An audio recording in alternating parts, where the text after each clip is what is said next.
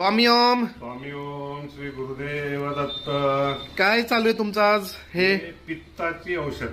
पित्त हो, म्हणजे काय नक्की हे? पित्त म्हणजे ऍसिडिटी, अपचन होणे, हा पित्तामुळे जे त्रास होतात, पाईल्स होतात, हा